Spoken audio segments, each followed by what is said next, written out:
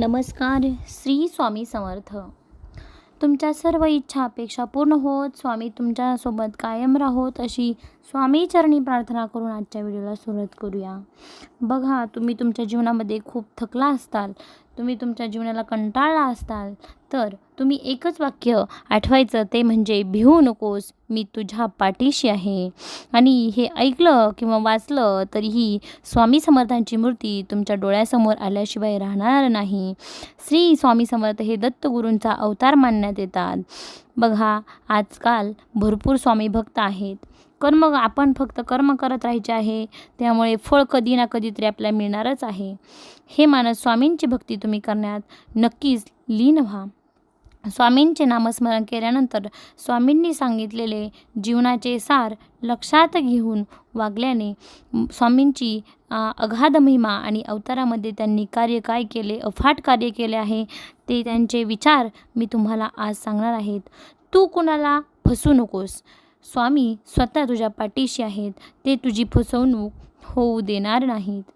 कोणत्याही सकारात्मक विचारांना कोणतेही विष मारू शकत नाही. सावली तेव्हाच तुझ्या मागे येते जेव्हा तुम्ही प्रकाशाच्या दिशेने चालता. श्री स्वामी समर्थ. शांतता हे प्रत्येक प्रश्नाला दिलेलं एक सुंदर उत्तर आहे आणि संयम हे परिस्थितीला दिलेलं प्रत्युत्तर आहे. श्री स्वामी समर्थ.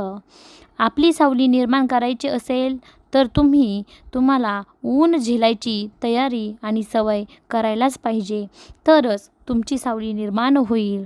स्वामी म्हणतात, थोडं स्वतःसाठी जग.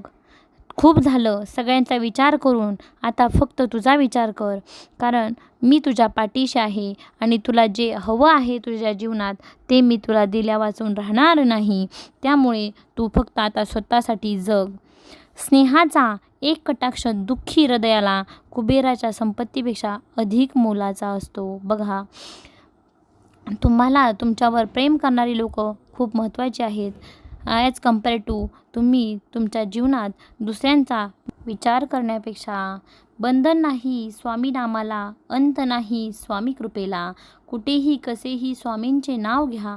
तुम्ही जिथे असाल तिथेही, कधीही, कुठेही, केव्हाही उपस्थित असाल तिथं तुम्ही स्वामी तुमच्याशी ठाम पाठीशी असतात. त्यामुळे तुम्ही तुमचा दृढ विश्वास स्वामींना दाखवा.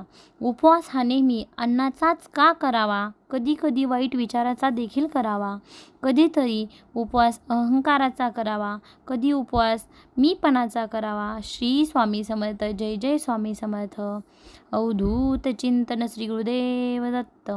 कोणी माझं वाईट करतोय हे त्याचं कर्म, आणि मी कोणाचं वाईट करणार नाही हा माझा धर्म आहे. त्यामुळे तुम्ही बोला, श्री स्वामी समर्थ. ज्ञानेश्वर माऊली. नात्यांच्या गर्दीत तेच नेहमी एकटे राहतात जे मनाने स्वच्छ असतात, कारण कुटील नीतीच्या व्यक्तींना खूप सारे मित्र होतात. कर्माचं तत्त्व फार वेगळं असतं बाळांनो, म्हणून कर्म करताना विचार करत जा, कारण ना कोणाचा आशीर्वाद वाया जातो, ना कोणी दिला तळतळाट.